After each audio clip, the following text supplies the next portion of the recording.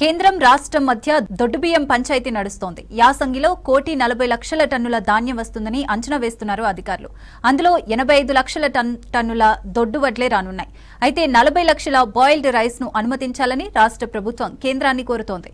2 సీజన్లలో కలిపి 20 లక్షల టన్నుల బాయిల్డ్ రైస్ కు ఓకే చెప్పింది కేంద్రం.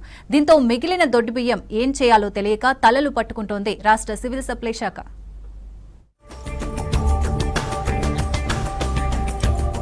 కేంద్ర రాష్ట్రాల నడుమ దొడ్డు బియ్యం పంచాయతీ మొదలైంది. యాసంగ సీజన్లో రైతులు అత్యధికంగా దొడ్డు వడ్లు సాగు చేశారు. అధికారుల అంచనాల ప్రకారం 85 లక్షల టన్నుల దాకా దొడ్డు వడ్లు దిగుబడి వస్తుంది. వీటిని బాయిల్డ్ రైస్ గా మార్చి కస్టమ్ మిల్లింగ్ రైస్ కింద ఎఫ్సీఐకి పెడతామనుకుంటే కేంద్ర ప్రభుత్వం నో అంటున్నది. గత వానాకాలం ఈ యాసంగ సీజన్లో కలిపి కేవలం 20 లక్షల టన్నుల బాయిల్డ్ రైస్ మాత్రమే సీఎంఆర్ కింద తీసుకుంటామని, మిగిలిందంతా రా రైస్ ఇవ్వాలని తేల్చి చెప్తున్నది. దొడ్డు బియ్యాన్ని రా రైస్ గా మారిస్తే 100% పెరిగి భారీగా నష్టం వచ్చే అవకాశం ఉంది. దీంతో కనీసం 40 లక్షల టన్నులకు అనుమతించాలని రాష్ట్రం కోరుతున్నది. కేంద్ర మంత్రి ప్రహ్లాద్ జోషికి సివిల్ సప్లైస్ మంత్రి ఉత్తమ్ కుమార్ రెడ్డి లెటర్ రాసినా స్పందన రాలేదు. దీంతో ఈ దొడ్డు బియ్యం ఏం చేయాలోనని సివిల్ సప్లై అధికారులు తలపెట్టుకుంటున్నారు.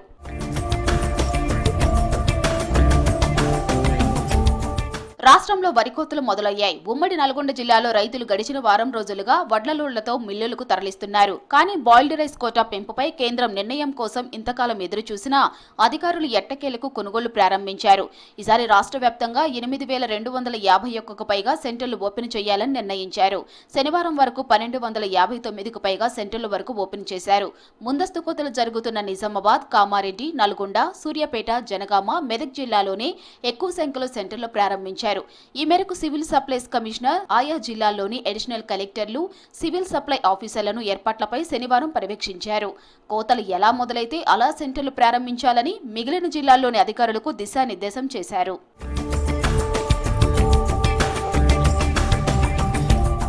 ఈ నెలాఖరు కల్లా రాష్ట్ర వ్యాప్తంగా సెంటర్లకు వడ్లు పోటెత్తనున్నాయి. రాష్ట్రంలో యాసంగిలో సాధారణ వరి సాగు విస్తీర్ణం 51.48 లక్షల ఎకరాలు కాగా ఈసారి రికార్డు స్థాయిలో 64.11 లక్షల ఎకరాల్లో సాగు చేసినట్టు వ్యవసాయ శాఖ లెక్కలు చెబుతున్నాయి.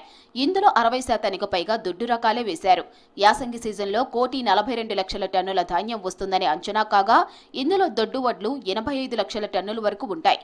సన్న రకాలపై ప్రభుత్వం సబ్సిడీ ప్రకటించి ప్రోత్సహిస్తున్నా యాసంగిలో నీటి సమస్య కారణంగా తక్కువ పంటకాలం ఉన్న దొడ్డు రకాల వైపే రైతులు మొగ్గు చూపుతున్నారు. ఈ క్రమంలో ఈసారి 97 లక్షల టన్నుల వడ్లు కొనేందుకు సర్కార్ ఏర్పాట్లు చేస్తున్నది. రైతులు సన్న వడ్లు తినేందుకు ఉంచుకొని దొడ్డు వడ్లను మొత్తానికి మొత్తం సెంటర్లకు తెచ్చే అవకాశాలు కనిపిస్తున్నాయి. అంటే దాదాపు 70 నుంచి 80 లక్షల టన్నుల దొడ్డు వడ్లు వస్తాయని అంచనా వేస్తున్నారు. యాసంగి సమస్య ఇంకా తీరలే. గతేడాది యాసంగి కస్టమ్ మిల్లింగ్ రైస్ లో బాయిల్డ్ రైస్ కు సంబంధించి రాష్ట్ర సర్కార్ అభ్యర్థనపై కేంద్రం ఇంకా నిర్ణయం తీసుకోలేదు. 2024-25 యాసంగి సీజన్ లో 35 లక్షల టన్నుల బియ్యం ఎఫ్సీఐకి ఇవ్వాలని కేంద్రం ఆదేశించింది. రాష్ట్ర సివిల్ సప్లై శాఖ ఫిబ్రవరి 28లోగా ఈ కోటా కంప్లీట్ చేయాల్సి ఉండగా ఇంకా 8.45 లక్షల టన్నులు పెండింగ్ లో పెట్టింది. బియ్యం అప్పగించేందుకు మరో 2 నెలలు గడువు ఇవ్వాలని, ఇందులో 5 లక్షల టన్నులు బాయిల్డ్ రైస్ ఇవ్వడానికి వెసులుబాటు కల్పించాలని మంత్రి ఉత్తమ్ కుమార్ రెడ్డి కేంద్రాన్ని అభ్యర్థించారు. ఈ ప్రతిపాదన ఇంకా కేంద్ర మంత్రి ప్రహ్లాద్ జోషి పరిశీలనలోనే ఉంది.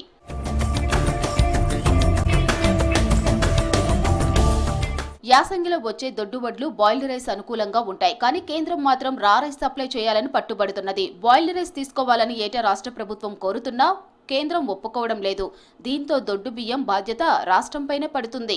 2023-24 యాసంగిలో బాయిల్డ్ రైస్ తీసుకోవడానికి కేంద్రం విముఖత చూపడంతో రాష్ట్ర సర్కార్ 38 లక్షల టన్నుల ధాన్యాన్ని టెండర్ల ద్వారా అమ్ముకోవాల్సి వచ్చింది. ఫిలిప్పీన్స్, నైజీరియా లాంటి దేశాలకు తప్ప ఇతర దేశాలకు బియ్యం ఎగుమతి చేయడానికి కూడా ఇబ్బందులున్నాయి. ధాన్యం ఉత్పత్తి గణనీయంగా పెరిగినప్పటికీ కేంద్రం కస్టమ్ మిల్డ్ రైస్, బాయిల్డ్ రైసుల లక్ష్యాలను తగ్గించడంతో రాష్ట్రానికి ఇబ్బందులు తప్పవన్న ఆందోళన వ్యక్తమవుతున్నది.